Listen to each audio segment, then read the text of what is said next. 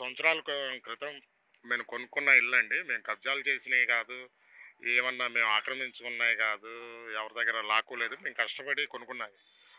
ఎలా అంటే మా మా మా నాన్నగారు ఎక్స్ ఆర్మీ అండి. ఆయన రిటైర్డ్ అయిన డబ్బులతో మా స్థలం కొంటే అందుట్లో నేను ఒక చిన్న ఇల్లు కట్టుకొని ఉంటున్నాను సార్. 2001లో మేము రిజిస్ట్రేషన్ చేయించుకుంటే 2017 దాకా మాకు ఏ నోటీస్ రాలా. 2017లో లాయర్ నోటీస్ వచ్చింది ఒక సొసైటీ తరపు నుంచి. వచ్చింది ఓకే. కానీ ఇన్ని సంవత్సరాలు ఏమైపోయారు? ఇన్ని సంవత్సరాలు 2023 దాకా కూడా రిజిస్ట్రేషన్లు జరిగినాయండి. మరి ఆపేవాళ్ళు అప్పుడే రిజిస్ట్రేషన్లు ఆపాలి, లేదా ఇక్కడ ఈ ఫ్లాట్లో బోర్డులు పెట్టుకున్నలా మనకి చెప్పాలి, ఇలా ఇది కేసులో ఉందో ఏదో ఒకటి సంథింగ్ ఏదో ఒకటి చెప్పాలి. అసలు మీరు ఏం చెప్పకుండా 2017లో నోటీసులు పంపించి పొద్దాక ఒక 20 మందిని 30 మందిని తీసుకురావటం, ఆడోళ్ళు ఉన్న టైంలో వాళ్ళని బెదిరించడాలు, భయపెట్టడాలు ఏంటండి ఇది? లాస్ట్ 3 మంత్స్ క్రితం కూడా వచ్చేసి దగ్గర దగ్గర 250 350 దాకా బ్లేడ్ బ్యాచే కానీ ఆడోళ్ళే కానీ కాలేజీ స్టూడెంట్స్ అమ్మాయిలు కూడా తీసుకొచ్చారండి. మేము పట్టుకొని అడిగితే ఎవరమ్మా అంటే మేము కాలేజీ స్టూడెంట్స్, వాళ్ళు వచ్చారు. ఆడవాళ్ళకైతే 1000 రూపాయలు, మగవాళ్ళకైతే 2000 అండి ఆ రోజు. అప్పుడు మమ్మల్ని బలవంతంగా ఖాళీ చేపించడానికి వాళ్ళు ఒక ఫేక్ సొసైటీని సృష్టించి అందరికి డబ్బులు చిమ్మేసి అన్యాయంగా మమ్మల్ని ఈరోజు రోడ్డు పాలు చేశారు సార్. నిన్న సడన్గా అసలు మాకు సుప్రీంకోర్టులో నుంచి డిసెంబర్ 31 దాకా ఆపమని వస్తుంటే అసలు వాళ్ళు ఆపకుండా లేదు మాకు హార్డ్ కాపీ కావాలని అసలు అక్షరాల అది పాప ఎంత కష్టపడితే దొంగడ నాగరాజు గారు అని లోపలికి వెళ్ళారు ఇప్పుడే. పాప ఎంత కష్టపడితే అంత ఇల్లు అండి. చిన్న చిన్న పిల్లలు, వాళ్ళ పిల్లలు అన్యాయంగా అసలు సుప్రీంకోర్టు చెప్పేసింది ఆపండి, ఏం చేయొద్దని. అయినా సరే వినకుండా హార్డ్ కాపీ కావాలని అన్యాయంగా కూల్చేశారండి. నిన్న అసలు మమ్మల్ని రోడ్డు పాలు చేశారు. నిన్నంతా మేము రోడ్ల మీదే ఉన్నాము. ఆల్రెడీ ఇద్దరికి స్ట్రోకులు వచ్చినాయి. వాళ్ళ పరిస్థితులు ఏంటండి, మా పరిస్థితులు ఏంటి?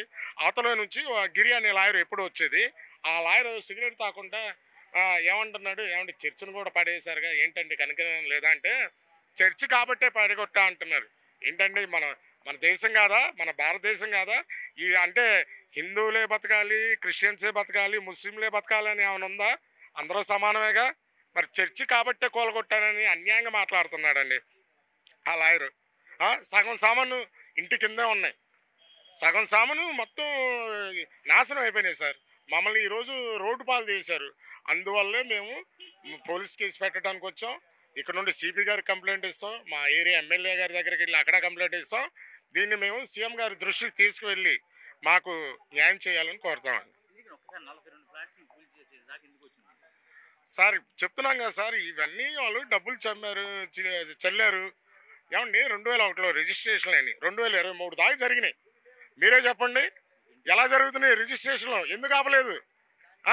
2001లో రిజిస్ట్రేషన్ అయితే 2017లో ఇప్పుడు దాకా ఏం చేస్తున్నారు? ఏం జరిగి ఉంటుంది? ఇక్కడ ఏదో డబ్బులు వెదజల్లడం, ఏదో అన్నీ భూ కబ్జాదారులు తయారైపోయారండి విజయవాడలో.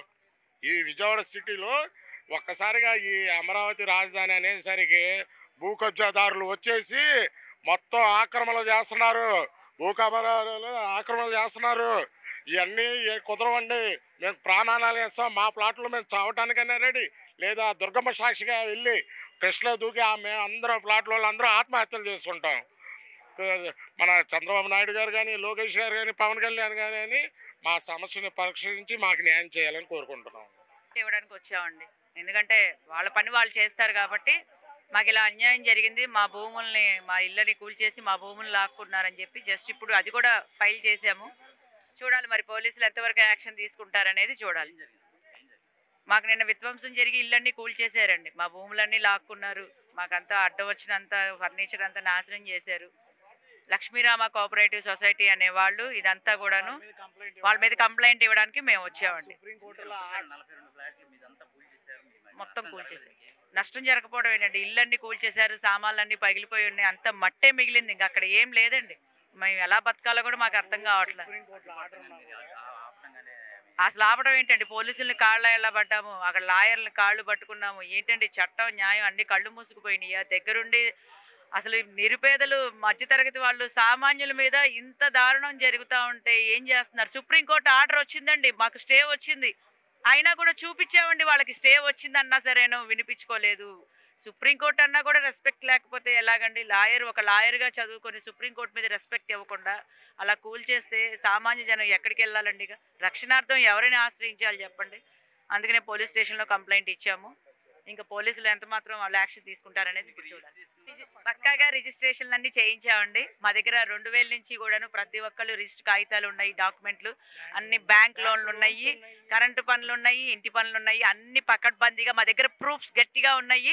లక్ష్మీరామ కోఆపరేటివ్ సొసైటీ వాళ్ళది అనేది ఒక ఫేక్, ఒక దొంగ సొసైటీని క్రియేట్ చేశారు, దొంగ డాక్యుమెంట్లను క్రియేట్ చేశారు.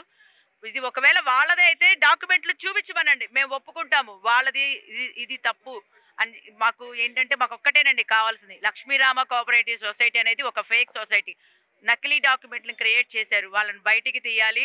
ఇదంతా విధ్వంసం చేసిందంతా కూడాను వాళ్ళే చేసింది, మాకు దగ్గరుండి చేయించారు.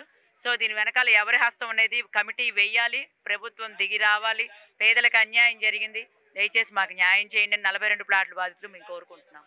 డిసెంబర్ 31 వరకు డిస్మాండిల్ చేయొద్దని చెప్పి మేము ఆర్డర్ ఫోన్లో లైవ్ చూపిస్తున్నా కానీ అమీన్ అన్న అతను నాకు చదువు రాదు, నేను చదువుకోలేదు అంటున్నాడు. చదువుకోకుండా అమీన్ ఎట్లా అయ్యాడండి? ఆయన కావాలనే మా ఇల్లులు కూల్చివేశారండి. నెక్స్ట్ మేము సరే ఇల్లులు పడేస్తున్నారు, లోపల సామాన్లు చదువుకుంటున్నాం. లాయర్ గిరి అనే అతను వచ్చి, అసలు లాయర్ గిరికి ఒంటరిగా ఇంట్లోకి రావాల్సిన అవసరం ఏంటి? వస్తే లేడీ కానిస్టేబుల్స్ రావాలి, ఆడవాళ్ళని బయటికి తీయాలి. ఆ లాయర్ గిరి అన్న అతను వచ్చి మ్యాన్ హ్యాండ్లింగ్ చేసి చేతులు చున్నీలు ఆడవాళ్ళ బట్టలు పట్టి బయటికి లాగాడండి. ఆయన్ని మాత్రం అసలు అలాంటి వ్యక్తిని ఉద్యోగంలో ఉంచకూడదు. గవర్నమెంట్ మాత్రం స్పందించి ఆయన తరపున యాక్షన్ తీసుకోవాలి. నేను ఆయన మీద కంప్లైంట్ పెట్టాలని పోలీస్ స్టేషన్కి వచ్చానండి. ఆల్రెడీ ఆయన మీద కంప్లైంట్ పెట్టాను. ఇది ఆల్రెడీ కోర్టులో ఉందండి. సుప్రీంకోర్టు ఆర్డర్ని ధిక్కరణ చేసి మరి వాళ్ళు ఇంకా కోర్టులో ఉంటే మా తరపునే న్యాయం ఉంది, మేము ఫైట్ చేస్తే మాకు ఎక్కడ వచ్చేస్తుందా అని చెప్పి కావాలని వచ్చి కూల్చివేశారు సార్. వాళ్ళు రిజిస్ట్రేషన్స్ ఉన్నాయి, మా పేరు మీద రిజిస్ట్రేషన్ ఉంది, పక్క బ్యాంక్ లోన్ ఉంది, నెక్స్ట్ ఇల్లు కట్టుకునేటప్పుడు ప్లాన్ వచ్చింది, అన్నీ ఉన్నాయండి. అన్నీ ఉన్నా కానీ ప్రూఫ్లు అన్నీ ఉన్నా కానీ వాళ్ళు మొత్తం ఇంకా అట్లా చేశారు, డిస్మాండిల్ చేశారండి. మాకు గవర్నమెంట్ స్పందించాలండి. ఎందుకంటే ఓట్లు కోసము నాయకులు వస్తారే తప్ప ఇట్లాంటివి జరుగుతున్నప్పుడు ఏ ఒక్క నాయకుడు కూడా రావట్లేదు, స్పందించట్లేదు సార్.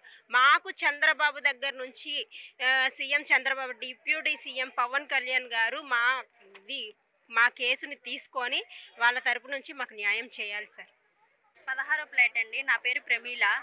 మాది అసలు స్టే ఆర్డర్ ఉంది, టైం ఈ నెల 1 వరకు ఉందండి. అసలు కనీసం మాది స్టే ఆర్డర్ వచ్చినా కూడా మాది పక్కన వాళ్ళు దిగారు, బిల్డింగ్ తోసేశారండి. అసలు మా అన్ని షాప్ ఉండేవి, సామాన్లు కూడా తీసుకోకుండా అసలు నేల మట్టం చేసేసారు మొత్తం.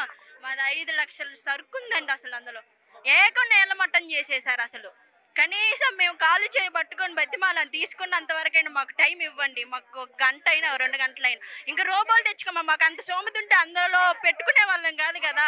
మాకు అంత బేగా మా వైపు వచ్చిద్దనేగా మేము అన్నాళ్ళు ఉంచుకున్నాం సరుకుని, ఎక్కడ తీసుకోలేకేగా మేము అందులో మాకు సొంతదని ఉంచుకున్నాం సరుకుని. అసలు నేల ముట్టం చేసేసారు ఏకంగా. మాకు అసలు ఇప్పుడు కనీసం దాని మీద 1 రూపాయి లాభం లేకుండా అయిపోయింది ఏకం. అసలు పక్కా రిజిస్ట్రేషన్ లోన్ కూడా తీసుకున్నాం, 50% కూడా కాలేదు మాది. అసలు ఆ లోన్ ఎలా కట్టాలి ఇప్పుడు? మేము వ్యాపారం అంతా కూల్ చేసేసాం. కనీసం నాయకులైనా మాకు న్యాయం చేస్తారని అనుకుంటున్నాం. లక్ష్మీరామ కోఆపరేటివ్ సొసైటీ పేరిట నకిలీ డాక్యుమెంట్లు సృష్టించి తమ నివాసాలు కూల్చివేశారని బాధితులు అయితే ఆవేదన వ్యక్తం చేస్తున్నారు. నివాసాలు కూల్చే సమయంలో తాము వేడుకుంటున్నా కూడా తమని పట్టించుకోలేదని, తమ పట్ల అసభ్యకరంగా ప్రవర్తించారని వారు ఆవేదన వ్యక్తం చేస్తున్నారు. పోలీసులే కావచ్చు, అటు అక్కడికి వచ్చినటువంటి లాయర్లే కావచ్చు, అనంతా కూడా అసభ్యకరంగా ప్రవర్తించారని, చున్నీళ్ళు లాగుతూ, సిగరెట్ కాలుస్తూ, పొగ ముఖం మీద ఊతూ అత్యంత అసభ్యకరంగా ప్రవర్తించారని చెప్పని వారు ఆవేదన వ్యక్తం చేస్తున్నారు. ప్రభుత్వం ఇప్పటికైనా స్పందించి తమకు న్యాయం చేయాలని, తమ దగ్గర పక్క ఆధారాలు ఉన్నాయని, registration documents, water tax, current tax ఇవన్నీ ఉన్నాయని చెప్పని వారు చెప్తున్నారు. ఇప్పటికైనా ముఖ్యమంత్రి చంద్రబాబు స్పందించి బాధితులైనటువంటి తమకు న్యాయం చేయాలని వారు వేడుకుంటున్నారు. లేని పక్షంలో తమ ఆత్మహత్యలకైనా సిద్ధమని స్పష్టం చేస్తున్నారు. వీడియో జర్నలిస్ట్ రామాన్తో నాని, ఏపీ అమరావతి, అభినవ్ భారత్, విజయవాడ నుంచి.